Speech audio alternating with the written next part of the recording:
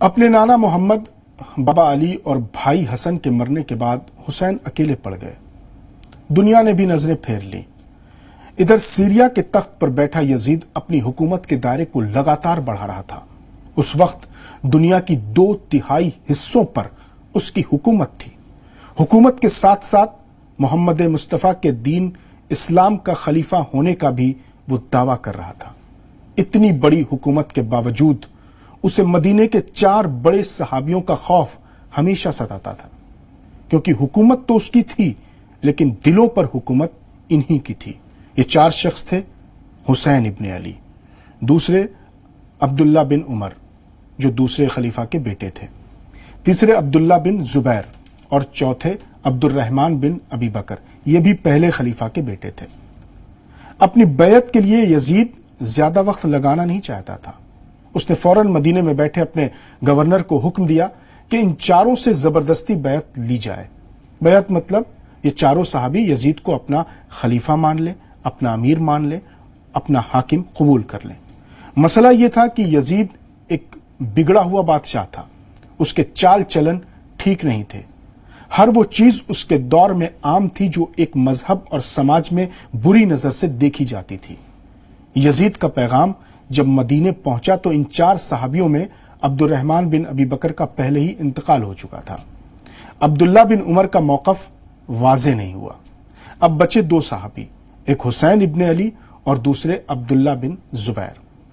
جب مدینے کے حاکم نے اپنے امیر یزید کا پیغام ان تک بھیجا تو حسین اور عبداللہ بن زبیر مسجد میں تھے۔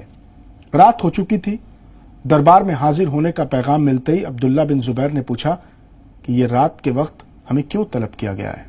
حسین نے کہا کہ شاید بیعت لینے کے لیے ہمیں بلایا گیا ہے۔ ابن زبیر نے پوچھا تو کیا ارادے ہیں؟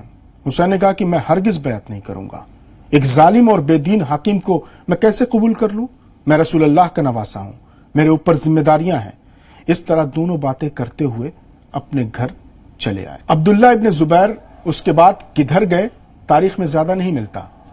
حسین گھر آ کر اپنے خاندان کے تمام لوگوں کو امام حسین نے جمع کیا، اپنے بھائیوں، اپنے بیٹوں، اپنے بھتیجوں، اپنے بھانجوں کو بتایا کہ حاکم مدینہ نے یزید کی بیعت کے لیے بلایا ہے۔ حسین کے جوان یہ جملہ سنتے ہی بفر اٹھے۔ ایک طرف سے حسین کے بہادر بھائی عباس اٹھے، دوسری طرف سے حسین کے نوجوان بیٹے علی اکبر اٹھے۔ بھتیجے قاسم نے تو تلوار نکال لی کہ چچا جان، ان ظالموں کی اتنی ہمت کی آپ کو، نواسے رسول کو، دربار میں طلب کریں۔ سب نے ایک زبان کہا کہ آپ وہاں نہیں جائیں گے۔ امام حسین نے کہا کہ نہیں، مجھے جانا ہوگا۔ امام حسین کسی بھی کام سے پہلے اپنی بہن زینب سے صلاح مشورہ ضرور کرتے تھے۔ حسین نے بہن سے بات کی۔ بہن اپنے بھائی کو بہت چاہتی تھی۔ زینب رونے لگی۔ امام حسین نے کہا بہن فکر مت کرو، ہم اکیلے نہیں جائیں گے۔ زینب نے اپنے بھائی عباس کو بلایا۔ عباس امام حسین کے چھوٹے بھائی تھے اور عرب کے بہادر ترین جوانوں میں ان کا شمار ہوتا تھا۔ کہا عباس، بھیا حسین کا ساتھ ایک پل کے لیے بھی نہ چھوڑنا۔ مجھے مدینے کے حاکموں پر ذرا بھی اعتبار نہیں ہے۔ بیعت کے لیے بلایا ہے لیکن وہ کچھ بھی قدم اٹھا سکتے ہیں۔ اپنے خاندان کے جوانوں کے ساتھ حسین حاکم مدینہ کے دربار پہنچے۔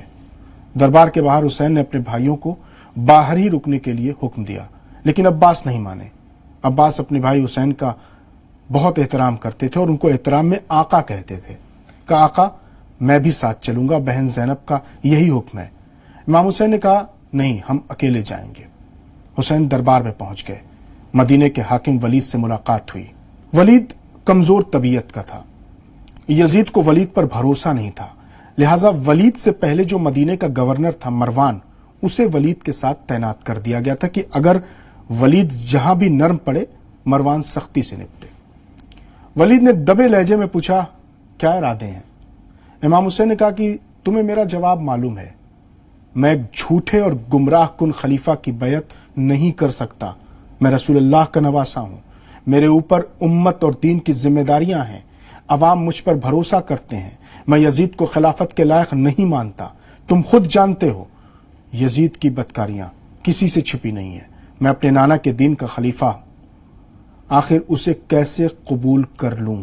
کسی کی بیعت کا مطلب ہے کہ اس کے ہر حکم کو مانیں، اس پر بھروسہ کریں، اس پر یقین کیا جائے۔ اور ویسے بھی اکثریت یزید کے ساتھ ہے، میری بیعت کے بغیر بھی وہ خلافت اور حکومت کر سکتا ہے۔ اور آخری جملہ امام حسین نے کہا کہ سنو، مجھ جیسا یزید جیسے کی بیعت نہیں کر سکتا۔ یہ کہہ کر حسین اٹھ کھڑے ہوئے۔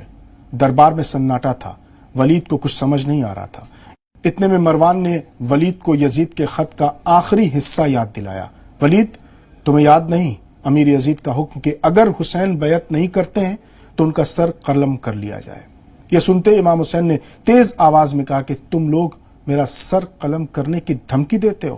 حسین کی تیز آواز کا اٹھنا تھا کہ دربار کے باہر کھڑے حسین کے ساتھیوں نے اپنی اپنی تلواریں کھینچی اور دربار کے اندر آ گئے۔ عنقریب تھا کہ ولید اور مروان پر حملہ کرتے، لیکن حسین نے بڑی مشکل سے سب کو سمجھایا۔ حسین اپنے بھائیوں اور ساتھیوں کے ساتھ بیعت کا انکار کر کے واپس دربار سے لوٹ آئے۔